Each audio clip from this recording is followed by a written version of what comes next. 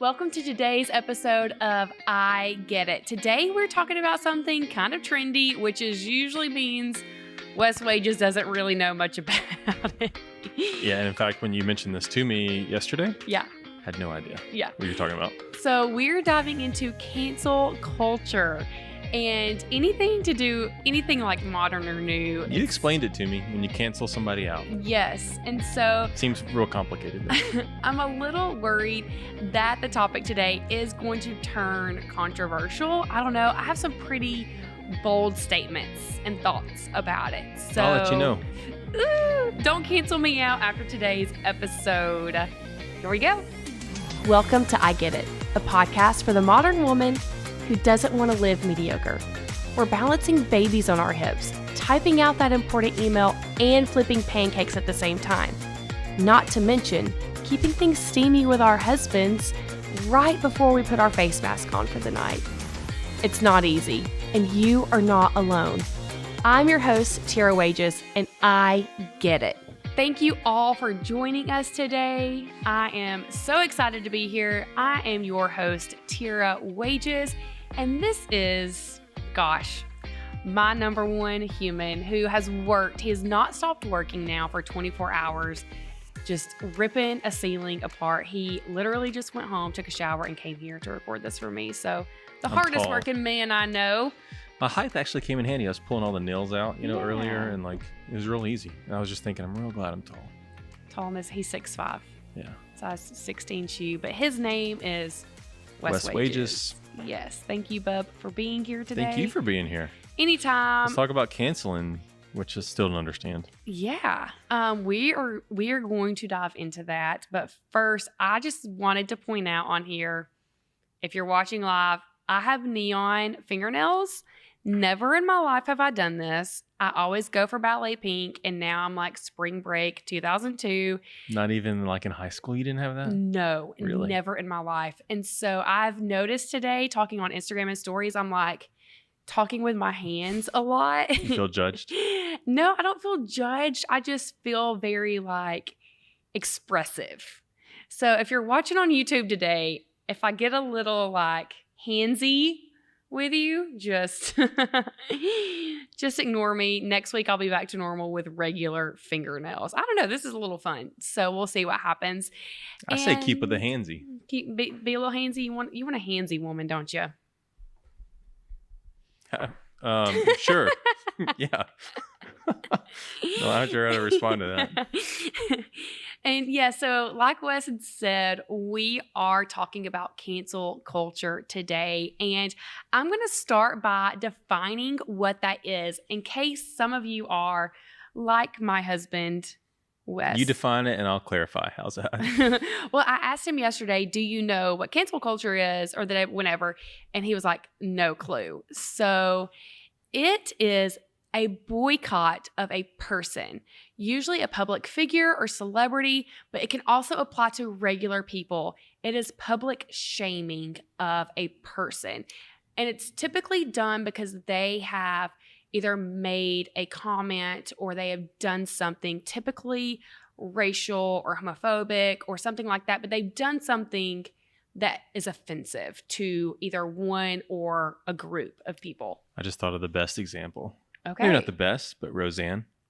Roseanne, for sure. Yeah. Yeah. Yeah. And I don't remember what it was about, but I just remember for sure. she just started a show and then the next day it's like done. Yeah. She made, I believe it was some racist remarks. Yeah. I want to say, I don't remember. Roseanne is not my show that I click up whenever I'm getting Typically on. when you're out of town, that's the only thing I watch. So. No, it's not. You've never watched Roseanne. But other people that have been canceled, R. Kelly. There's the documentary on Netflix right now about his history with sexual abuse. Bill Cosby, same thing. Paula Deen was canceled several years ago for some racial remarks that she had made in the past. But more recently, Jenna Kutcher, people were boycotting for Jenna Kutcher, a very prominent business figure. Marie Forleo, people were going after Marie Forleo to be canceled, and Rachel Hollis. For not taking more of a stance and not being more proactive in her leadership for the Black Lives Matter movement and giving a voice to women within her organization. So you can be canceled for doing something, but then you could also be canceled for not doing anything. You could be canceled for not doing something. You can be canceled for doing something but doing the wrong thing. You can be canceled for just completely taking the wrong stance, from whichever perspective that is, from the left or the right. There are several things. It's just people saying we're done with you. Mm-hmm. And it tends to be a group of people. It tends to be a group of people. And there tends to be like kind of a movement behind it. It's actually where multiple people comment on their Instagram, like cancel Jenna, cancel Marie, cancel this person. And it becomes kind of like a campaign to cancel that person. Is it? I mean, because I've never seen that before. Yeah. Are people overusing it?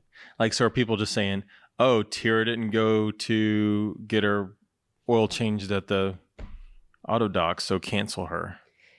So I think that which we are going to dive into the long-term effect of this and the troubling parts of it.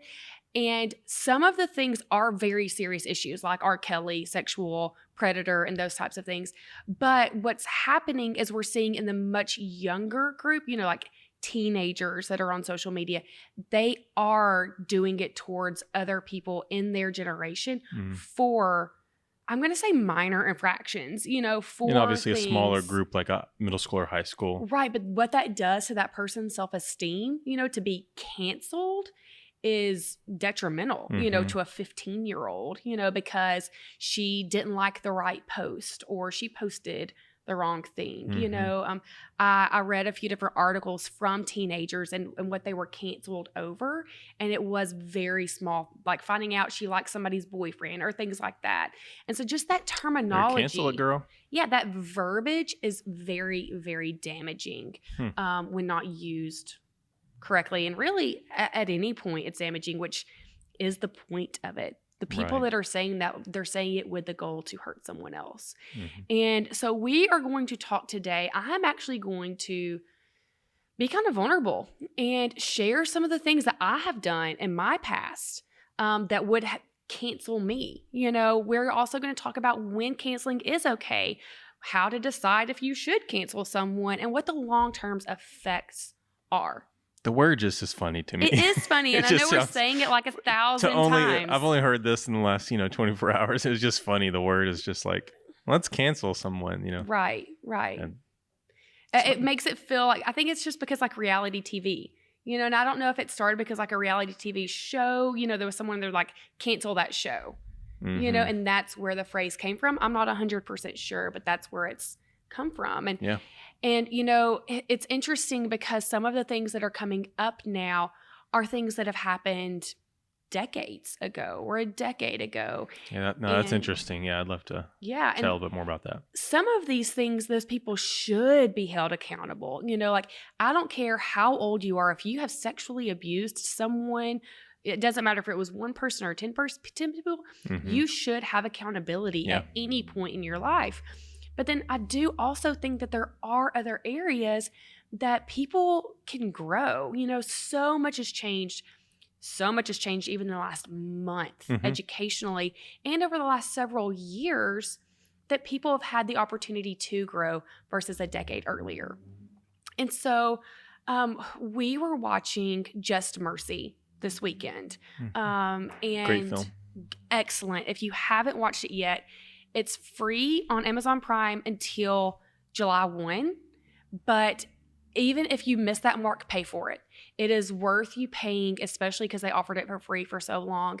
And I was watching that, and I was like uncontrollably weeping. And my body was like almost wanting to just break down watching it, because it was about an Alabama case of men that were serving on death row that were innocent or that had mental handicaps that caused them to do things that they truly were. They should have been in a hospital.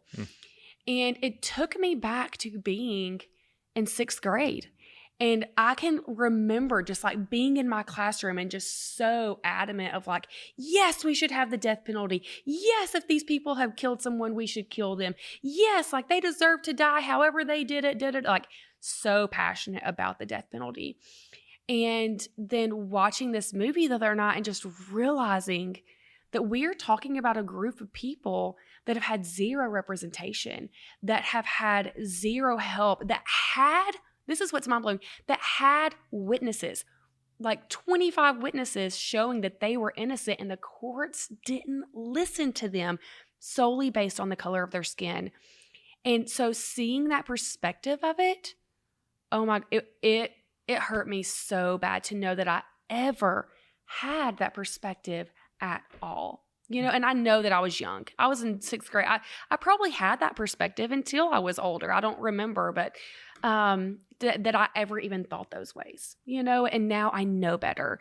Another thing, the first time Camille Bennett, who was on an episode a few weeks ago, came and spoke to me about privilege and microaggressions, I rolled my eyes. I was like, that does not apply to me because I work for everything. You know, I was very arrogant in that moment. You're like, I have black friends. I have black friends. I'm a good white person. I work hard. I don't have privilege. I grew up in a trailer, you know, like all of the things. I tuned her out because I wasn't buying it at that time. I was so wrong, and I again apologize, but like those are the things that people are now being canceled over, that same type of attitude. And that was me. That was me 6 years ago, and I take full ownership of that. Another thing, up until the age of 21, I was pretty homophobic. I definitely thought that being gay was a choice.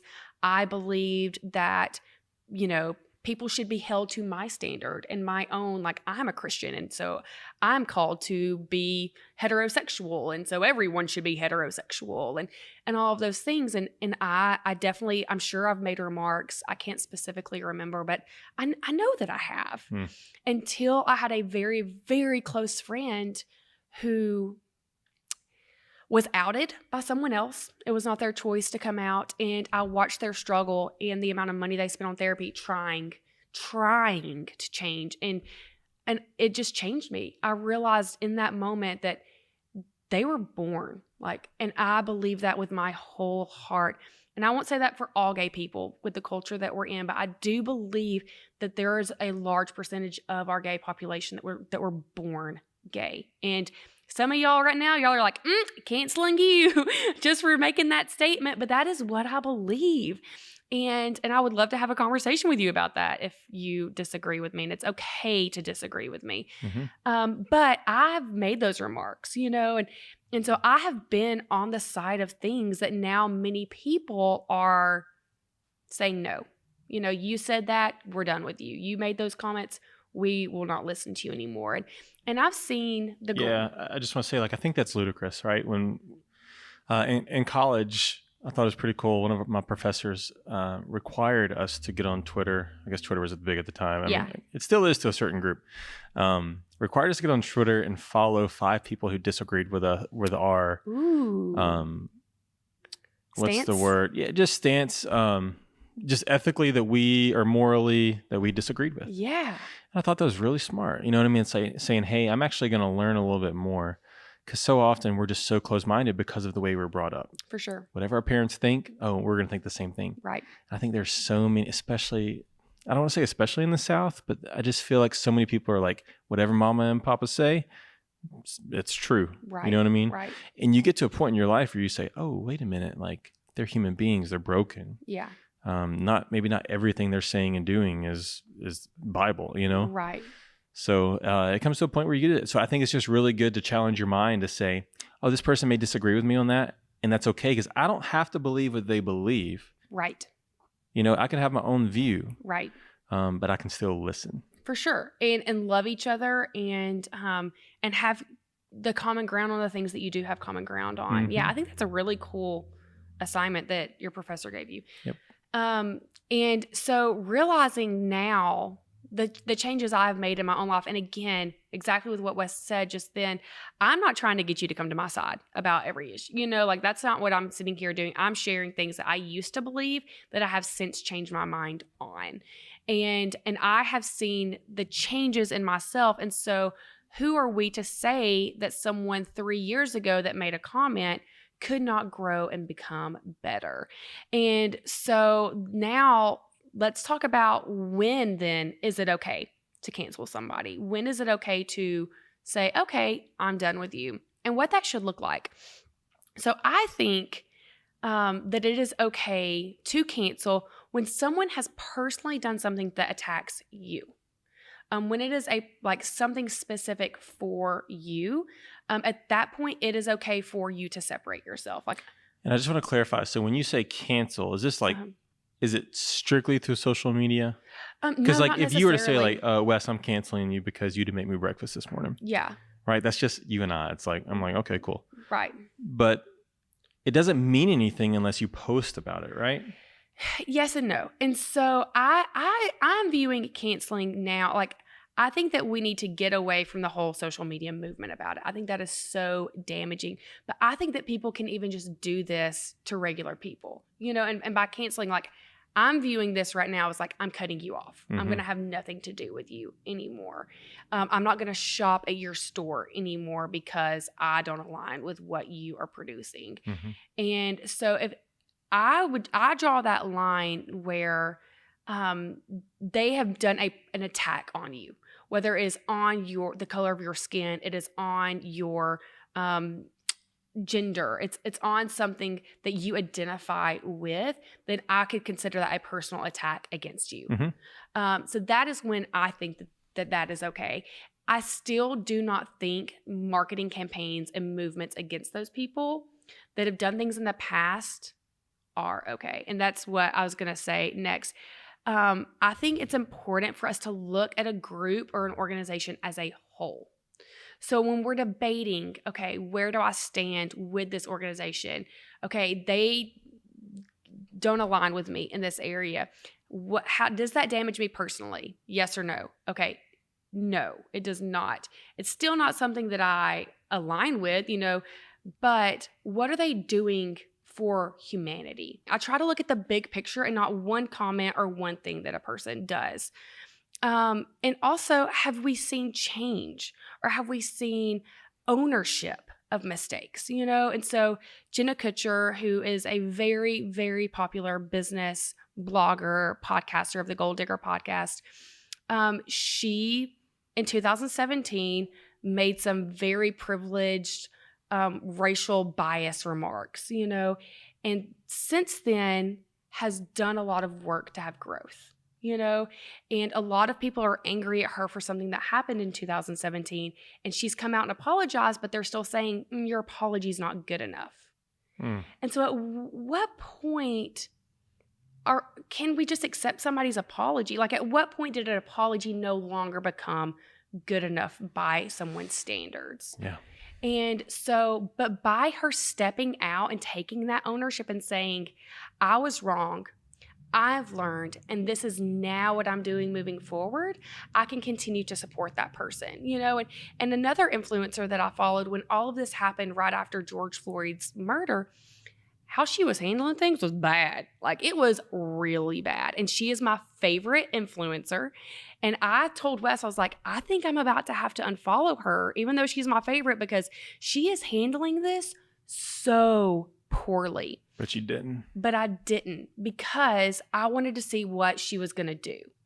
And I was able then to watch her open her eyes, open her ears, and make active change. And give her that grace to know, okay, you were where I was a few years ago, and now you're putting your money, you're putting your activism, you are putting energy in being better. And so if I had just cut her off immediately, then I wouldn't have gotten to be able to see that happen. Now, if she had not continued, if she had continued to be deaf to people trying to educate her, then yes, I would have cut her off at that point. Because I want to see that someone is growing and someone with a platform is trying to be better and is trying to support and love all communities. And so by not canceling someone out immediately, you're able to see the growth that happens and the grace that they deserve. So let me ask you this. That was somebody, an influencer, who spoke out in the wrong way. Yes. Had a lot of backlash for that. Yeah. learned in some way, and now she's better on the other side. Yeah. So what if there is someone who just doesn't speak up? And I struggled with that as well. There were a few organizations that I was watching that did not speak up at all. And really, depending on what they were, who they were, I have unfollowed people over the last few weeks. Because they didn't say anything? Some of which were a mixture of because they didn't say anything and because all that they became to me in that moment. So sorry. I feel like this is about to be offensive.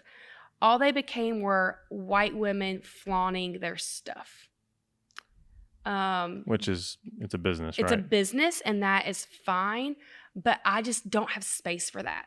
I personally don't have space for it right now. And I think that what they are doing is great, but here's the difference. In no way was I like, let's cancel you because you're not speaking out and you're not making a difference. I just quietly hit a button. And that was it. You know, like that's not a big deal. And so I think that that is the movement that we should be moving forward.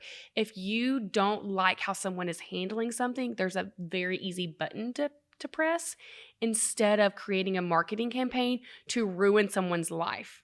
Now, if that influencer was getting on there and saying, you know, like, keep the monuments, let's destroy these people, you know, like speaking out very hateful language that I don't even want to like say because it bothers me so bad, then that is different. Then that is a place where you can, I would privately message them like, hey, here are some resources. Here are some things that you can learn from in a loving way. I'm not for the whole cancel a person because people are people, you know. Yeah. One of the thoughts that I have had is as far as the racial injustice aspect of what we are all experiencing right now, I don't think that white folks have a whole lot of room to be creating campaigns to cancel other white celebrities or influencers over things that have happened over the last few years prior to right now. Dealing with the racial injustice movement, Black Lives Matter movement. Yes. For example, Jimmy Kimmel and Jimmy Fallon both did blackface in earlier parts of this decade or the last decade for SNL skits. And while that we know is wildly inappropriate and completely not okay, we know that today, 10 years ago, it was not as publicized that was harmful, or I doubt Saturday Night Live would have put it out. And so for the Black community, if they are like, yeah, I'm done with you, I don't ever want to do anything to you again, I support that. You know, if they do not want to watch their show, I totally support that. But as a white person, I have no room to throw a stone at them. But can you side with the Black, like a Black individual?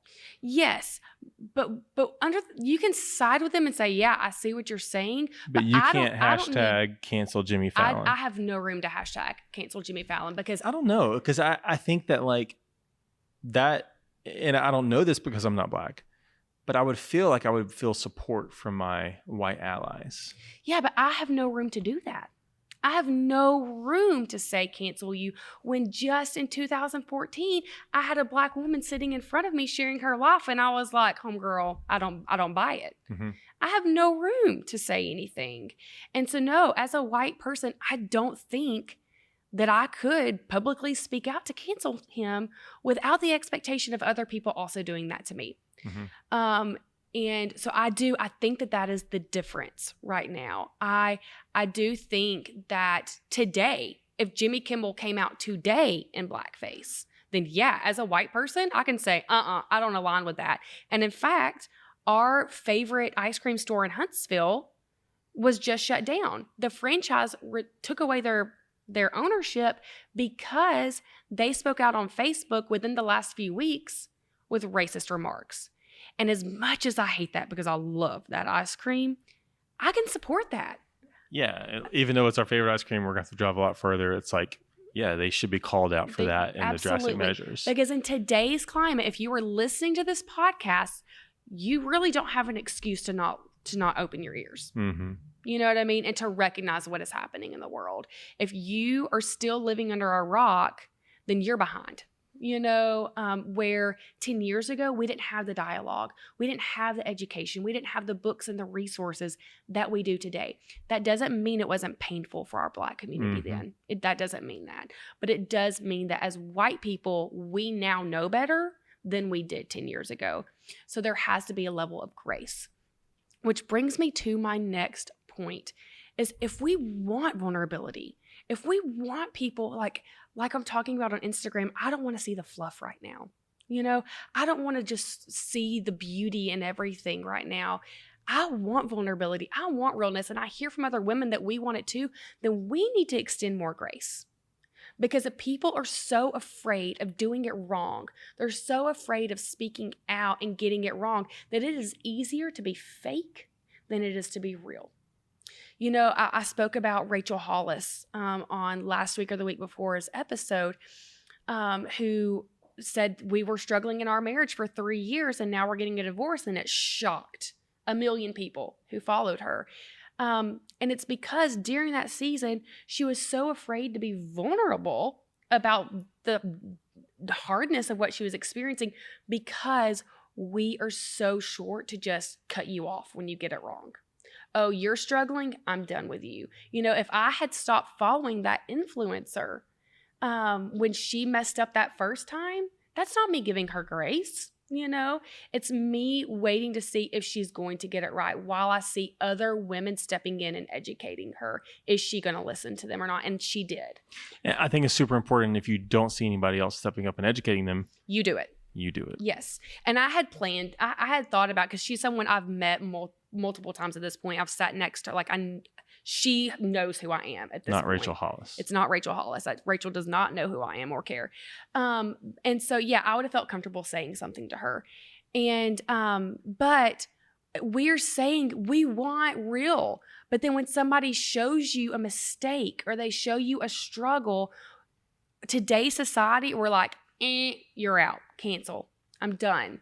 And so we need to be so much better about extending grace to other people. And then I want to briefly talk about what the long-term effects of continuing to have this mindset is. And one of my goals with this podcast today is that this is the last time I ever say the word cancel. Yeah. I think it is so detrimental to have this kind of mindset that we're just like turning humans off. You know what I mean? And so what I think that will do by making that habit, one, it does affect employees. When we cancel a business or an organization because they've done something, they have however many people that work for them that fall under all different types of ethnicities and, sexualities, that by just canceling that organization, we are now hurting a lot of people, to making a habit of dismissing people. Who's to say okay, well, now you just get so used to so-and-so did something wrong, done. Now your friend has done something wrong, I'm done with you. And I've personally experienced that. I have personally had someone who didn't align with me on a specific topic, much of what we're talking about today. She didn't agree and she cut me out of her life. And that was one of the more painful things that I've gone through as an adult. And now it's been worked through, but it was months of just turmoil. And what should have been done is communication and education. Exactly. And so just by having that type of mindset of just being so quick to dismiss someone, then we bring that into our personal relationships and we bring that into our marriages. And I really do think that this mindset will affect marriages down the road of we're just getting in the habit of not giving grace. Ultimately, that's what it is. Not offering forgiveness when forgiveness is deserved, and then not saying that an apology is good enough, when we don't know, especially when it's coming from behind a screen. And so I think today, in today's climate, in today's world, if we want true healing and we want true unity, I think that we need to extend grace and extend love and recognize that we will not align with every single issue. Wes and I actually do not align perfectly on every single issue. I know you just have to say that because we're doing the podcast. That's not true. We really, before you even sat down, we were talking about something that we disagree about, Happens quite often. And that's okay, because I can see him as a whole person and know his heart, and he can see me as a whole person and know my heart. And I think that that is what we need to do as a whole, is start looking at individuals. I do draw that line, though, where when someone specifically hurts you, I don't believe you need to have someone. I will not have someone in my home making racial remarks around my children. Mm-hmm. That is where my line is drawn. I'm not going to start a marketing campaign to end that person's business, but I can make the choice of who's in my home and who is active in my life on a daily basis. And that is where I see extending the grace, offering the education, and seeing a person as a whole. Yeah. I think a practical step in that is having phone communication or meeting in person. Yeah. Like where possible, but a lot of this stuff is celebrities or online or corporations, so you don't have that capability. Everybody has a phone number. Do you know what I mean? Like, and if you're a celebrity that needs it, you know what I mean? If you see that in yourself, maybe just open your mind and listen. Which Hannah Brown, who Bachelorette, and this was just a month and a half ago. This was right before all of this happened. She was rapping on her Instagram Live, and said the N-word, and it was in the rap song. And she was immediately called out, of course, and stepped back, did a reflection. And then how she handled that was then she did education over a few weeks, went quiet over a few weeks, and then came back and did an Instagram Live. So it felt like a face-to-face moment of, this is what I've learned, this is how I've grown, this is how I pledge to do better. Mm-hmm. And that is really effective, But people still were like, that apology is not good enough. And to those people, you're sorry, you're in the wrong. You are. And I'm not saying that our Black community has to support her, but as a white person, I'm no worse or no better than Hannah Brown. I've been there and screwed up. I think you're much better. No, she's bomb, and screwed up in similar ways, Mm-hmm. So that is it. Yeah, I hope that was Thanks for interesting. educating me today. You're welcome. I hope that we can completely get this terminology out of our society so we can all grow to be better and to offer that grace when needed and earned. So if you would like to continue this conversation, or there's a good chance I said something today that offended you, you can definitely reach out to me on Instagram at Tiara Wages. And I would love to just have a dialogue with you one-on-one about whatever that issue is. And it's okay to disagree. Yeah. So thank y'all so much for being here. Please leave a review. You can find that through the iTunes podcast or the podcasting app. Just podcasts. Yep. And you can like or subscribe on YouTube. And I know that life is a little crazy, and there are days that you feel a little crazy, especially when you're realizing that you too have done something in the past and are now trying to figure out how to be better. But you are not alone. I get it. Be happy and love each other. Peace.